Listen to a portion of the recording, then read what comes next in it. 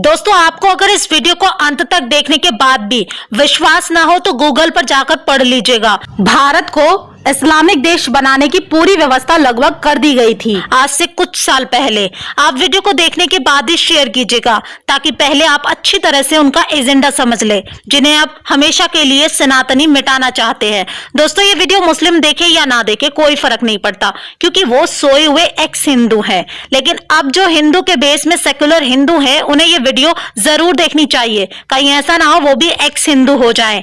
दोस्तों, सांप्रदायिक हिंसा बिल 2005 और 2011 सर्च कर लीजिए आप गूगल पर और उसकी डिटेल्स भी पढ़ लीजिए। मात्र 10 से 20 सेकंड लगेंगे, आपके पैरों के नीचे से जमीन खिसकने लगेगी। इस बिल को सोनिया गांधी उर्फ एंटोनियो माइनो की घिसी पिटी स्टडी कार में बनवाया गया था, जिसे अंग्रेजी में कम्युनल वायलेंस बिल नाम दिया गया है। कांग्रेसी पुतले में जान फूंकने वाले हिंदुओं, सुनो, मैं कांग्रेस और मुल्ला विरोधी क्यों। दोस्तों, एंटोनियो माइनो उर्फ कुमाता सोनिया गांधी की भयानक खतरनाक साजिश, जिसे सुनकर आपके रोंगटे खड़े हो जाएंगे। और अगर वो लागू हो गया होता तो हिंदुओं का जीना तो दूर की बात प्यारे, मरना भी दुर्बर हो जाता। धर्म बचाने की तो बात ही छोड़ दो लाल हमारे। दोस्तों, हिंदुओं के विनाश वाला बिल, जिसे कांग्रेस ने 2 बार संसद में पेश किया, 2005 में और फिर 2011 में, कांग्रेस हिंदुओं के खिलाफ ऐसा बिल लेकर आई थी जिसको सुनकर आपकी रूह कांप जाएगी।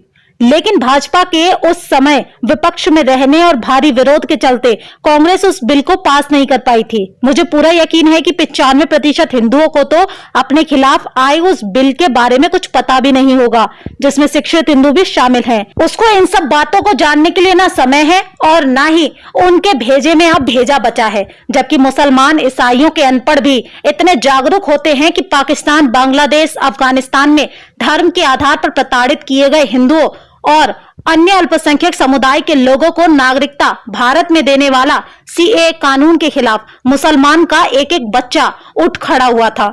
अब दोस्तों, अगर आप इस वीडियो को पूरा देखने से पहले भाग गए और 2024 के चुनाव में कांग्रेस को सत्ता में ले आए, तो सुनो, ना तुम्हारे हाथ में फोन होगा, ना तुम्हारे पास फिर इंटरनेट होगा, और ना ही मुझे वीडियो बनाकर तुम्हें जगाने जैसा ये पुण्य वाला काम करना पड़ेगा, क्योंकि सत्ता में आते ही कांग्रेस उस बिल को पास कर देगी, जिसे वो 2005 और 2011 में पास करने और लागू करने की कोशिश कर चुकी है। तो दोस्तों, अब मैं आपको इस भयानक बिल की बातों और कांग्रेस की घटिया दिमाग की घटिया चाल को भी दिखा देती हूँ। आखिर क्या था वो दंगा नियंत्रण कानून? तो दोस्तों, ये हिंदू धर्म मानने वालों के लिए फांसी का फंदा हुआ करता था। कुछ एक लोगों को इस बिल के बारे में अच्छे से पता होगा। साल 2011 में इस बिल की रूपरेखा को सोनिया गांधी की एक विशेष टीम ने बनाया था, जिसे एनएसी भी कहते थे। उस टीम में 12 से भी ज्यादा लोग मौजूद थे, जो उस समय भी वामपंथी, सेकुलर और लिब्रांडो के भेष में थे, जिन्हें आजकल अरवन नक्सली कहा जाता है। कांग्रेस का कहना था कि इस बिल के जरिए वो देश में होने वाले दंगों को रोक डालेंगे। अब उस बिल में दंगे रोकने के क्या प्रावधान थे, वो भी एक नजर देख लीजिए, तो आंखें आपकी पूरी तरह से खुल जाएंगी। इस बिल में पहला प्रावधान था कि दंगों के दौरान दर्ज अल्पसंख्यक से संबंधित कोई भी मामला होगा, उसमें सुनवाई कोई भी हिंदू जज नहीं कर सकता था और ना ही उनके खिलाफ कोई भी हिंदू वकील खड़ा हो सकता था। दूसरा प्रावधान ये किया गया था, अगर कोई अल्पसंख्यक यानी मुसलमान सिर्फ ये आरोप लगा दे कि मुझसे भेदभाव किया गया है, तो पुलिस को अधिकार था कि आपके यानी हिंदू पक्ष को सुने बिना ही आपको जेल में डालने का हक होगा, और इन केसों में जज भी अल्पसंख्यक ही होगा। दोस्तों, इस बिल में प्रावधान किया गया था कि कोई भी हिंदू दंगों के दौरान हिंसा, आगजनी, तोड़फोड़ के लिए अल्पसंख्यक समुदाय के विरुद्ध केस दर्ज नहीं करवा सकता। और चौथा, इस बिल का प्रावधान था कि अगर कोई अल्पसंख्यक समुदाय का व्यक्ति हिंदू पर हिंसा, आगजनी, तोड़फोड़, हत्या का आरोप लगाता है, वो भी झूठा भी, तो कोर्ट में साक्ष्य पेश करने की जिम्मेदारी उसकी नहीं होगी। केवल अल्पसंख्यक व्यक्ति मुकदमा दर्ज करवा देना ही उसका काफी था, बल्कि कोर्ट में निर्दोष साबित होने की जिम्मेदारी उस व्यक्ति की होगी जिस पर आरोप लगाया गया होगा। उसमें पुलिस आरोपी व्यक्ति की कोई भी सहायता भी नहीं करेगी। अब दोस्तों, इस बिल का 5वां प्रावधान था कि दंगों के दौरान अल्पसंख्यक समुदाय को हुए किसी भी प्रकार के नुकसान के लिए बहुसंख्यक यानी हिंदू को जिम्मेदार मानते हुए अल्पसंख्यक यानी मुस्लिम समुदाय के नुकसान की भरपाई हिंदू से ही की जाएगी। जबकि हिंदू के नुकसान के लिए मुस्लिम को बिल्कुल भी जिम्मेदार नहीं ठहराया जा सकता था। दोस्तों, छठा प्रावधान इस बिल में यह था कि अगर आपके घर में कोई कमरा खाली है और कोई मुसलमान आपके घर आता है उसे किराए पर मांगने के लिए, तो आप उसे कमरा देने से इनकार नहीं कर सकते थे, क्योंकि उसे बस इतना ही कहना था कि आपने उसे मुसलमान होने की वजह से कमरा देने से साफ मना कर दिया।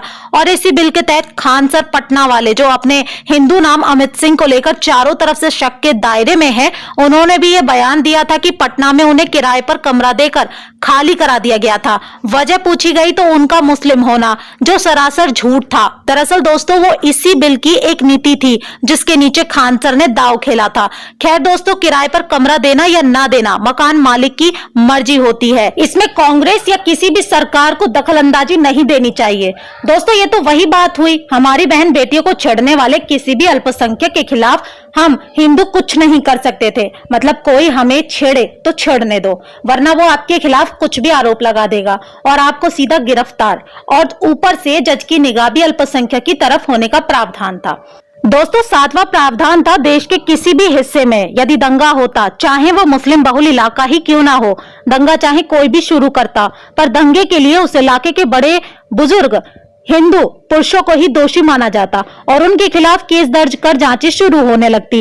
और इस स्थिति में भी जज केवल अल्पसंख्यक ही होता, यानी यहाँ भी शांति से रहने वाले हिंदू सजा कि वे दंगे में शांत क्यों थे।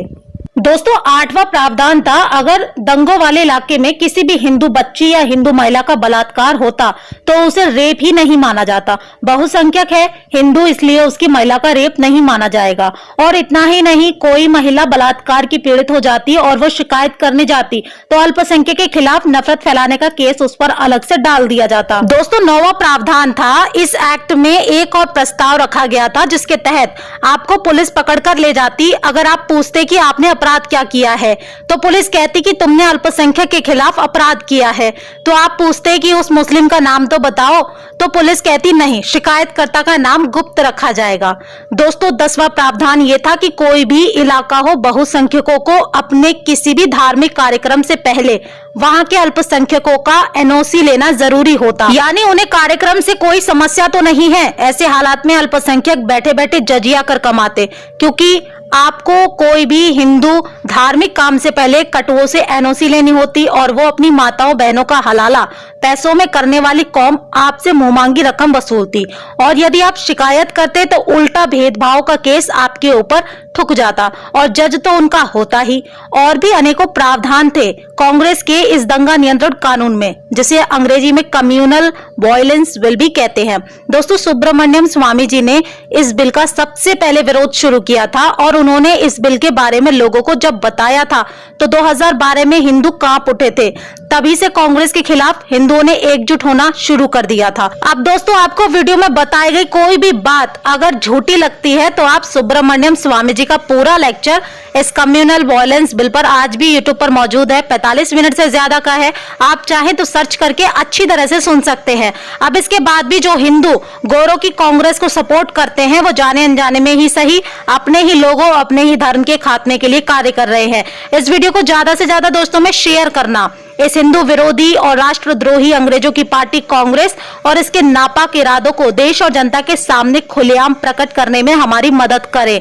आपको इस बिल के बारे में पता था या नहीं, ये बात जरूर कमेंट बॉक्स में बताएं।